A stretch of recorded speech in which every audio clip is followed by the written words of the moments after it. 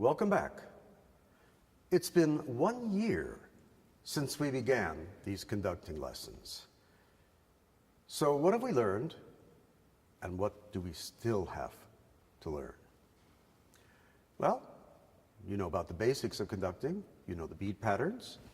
You know what the left hand does. You know the different kinds of positioning that the orchestra has. Last 2 episodes, you learned the rudiments of how to read a score. So what comes next?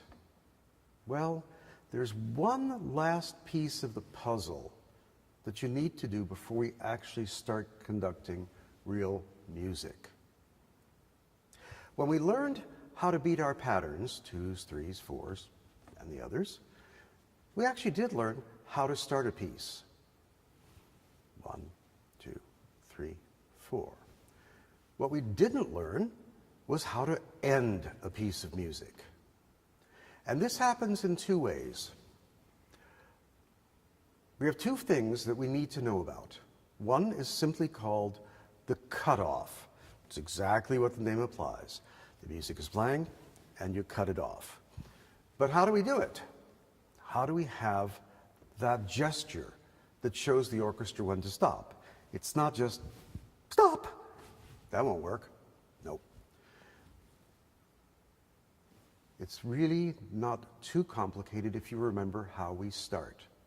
For example, if a piece starts on a downbeat, we must give a preparatory upbeat in the tempo that we're going to be conducting. So if the piece is going 1, 2, 3, 4, 1.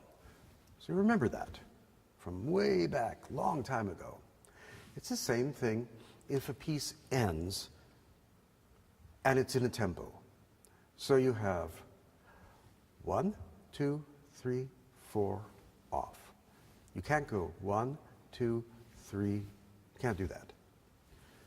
You can give a cutoff with one hand, give a cutoff with the other one, or give a cutoff with both.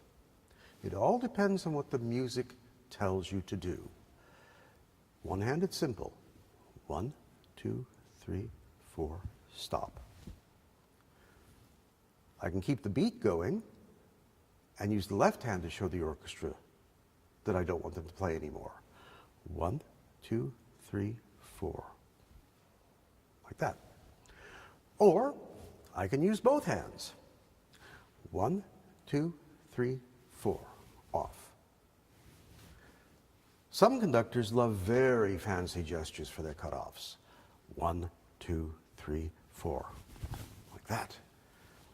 And some prefer just to go 1, 2, 3, 4, and let the music end. Seems simple enough. But here comes the kicker. I want you to look at this symbol.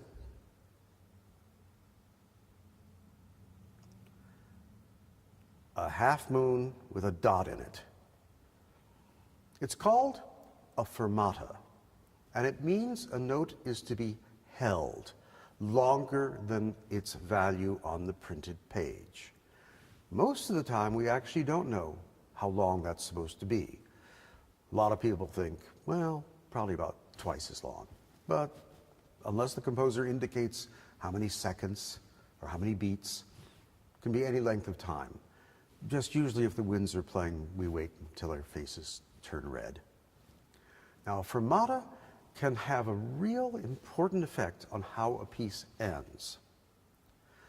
We're not going to play you the music, but we're going to show it to you. So you've seen what the fermata looks like alone. Now I want you to see what it looks like at the end of the First Symphony by Brahms. So all this music is happening before, there's some beats, and finally that one long note with our fermata on it. Critical to this is understanding that this note is loud. How do we conduct that?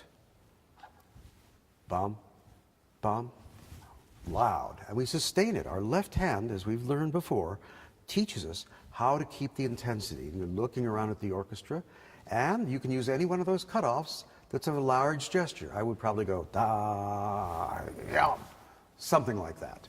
It depends. I never know. Depends on the mood, depends on the orchestra. But nonetheless, sustaining the tension on a long note is critical, and giving that cutoff in the tempo that has been established all those bars before, very important. It doesn't do a lot of good to go da. It takes the energy away. The same as doing da can be too abrupt. So really breathing and taking that into account in a long note is very important, paramount. A fermata can also be used when the passage in question ends softly. So just as you did in the Brahms, take a look at the ending of Dvořák's New World Symphony.